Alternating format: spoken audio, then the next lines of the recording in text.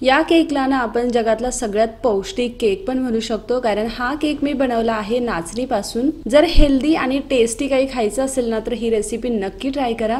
मुलांसाठी तर हा केक खूपच चांगला आहे। तर चला तर मग बघूयात हा हेल्दी, टेस्टी आणि एकदम सॉफ्ट केक कसा बनतो।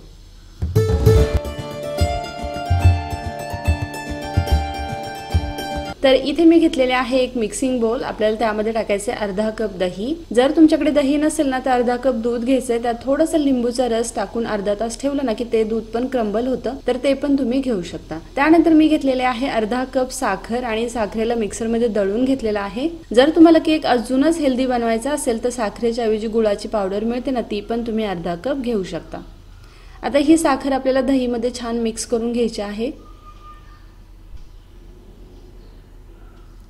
तर हे बघा, साखर आपण दळून घेतलेली होती, म्हणजे साखरेची पावडर होती, त्यामुळे दही मध्ये खूप पटकन विरघळली जाते। तर हे बघा, साखर आपली विरघळलेली आहे। तर आता आपण यामध्ये ऍड करणार आहे 1 कप नाचणीचं पीठ। जर तुम्हाला फक्त नाचणीची टेस्ट आवडत नसेल ना तर अर्धा कप गव्हाचं पीठ आणि अर्धा कप नाचणीचं पीठ घेतलं तरी पण चालेल।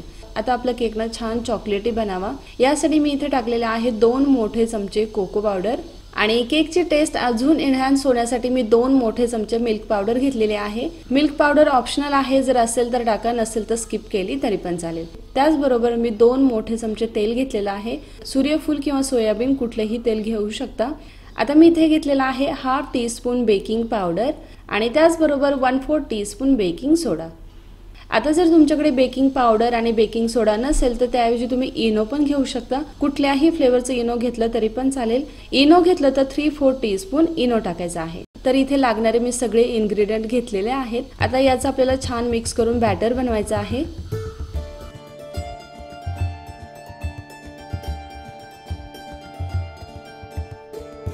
तर हे बघा, आपलं बॅटर तयार आहे, पण बॅटर थोडंसं घट्ट वाटत आहे, त्यामुळे मी वरून परत 2 चमचे दूध टाकलेलं आहे। परत एकदा मिक्स करून घ्यायचं आहे।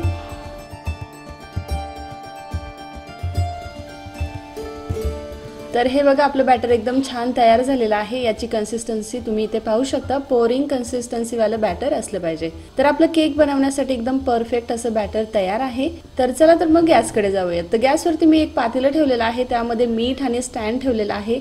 2 ते 3 मिनिट आपल्याला मीडियम फ्लेमवरती हे पातेलं प्रीहीट करून घ्यायचं आहे। याऐवजी तुम्ही कुकर मध्ये पण हा केक बनवू शकता, पण कुकर मध्ये बनवला तर कुकरची व्हिसल काढून ठेवायची आहे। तर आपलं पातेलं प्रीहीट होत आहे, तोपर्यंत मी इथे केक टिन तयार करत आहे। माझ्याकडे केक टिन आहे म्हणून मी घेतलेला आहे। जर तुमच्याकडे केक टिन नसेल तर कुठलाही स्टीलचा डब्बा किंवा स्टीलचं पातेलं किंवा ॲल्युमिनियमचं पातेलं घेतलं तरी पण चालेल। आता या केक टिनला मी व्यवस्थित तेल अप्लाय करून घेतलेलं आहे आणि त्यानंतर बटर पेपर ठेवलेला आहे। जर तुमच्याकडे बटर पेपर नसेल तर गव्हाच्या पिठाने पण तुम्ही छान डस्टिंग करून घेतलं तरीही चालेल। गव्हाच्या पिठाने डस्टिंग केलं ना तरी पण केक तितकाच छान केक टिन मधून निघला जातो। तर बटर पेपर टाकल्यानंतर मी केकचं बॅटर केक टिन मध्ये ट्रान्सफर केलेलं आहे। हे केक टिन आपल्याला पातेल्यामध्ये ठेवायचंय।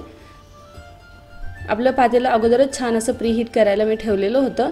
आता गॅसची फ्लेम ना एकदम लो ठेवायची आणि केक आपला 15 ते 20 मिनिटं बेक करायला ठेवायचा आहे।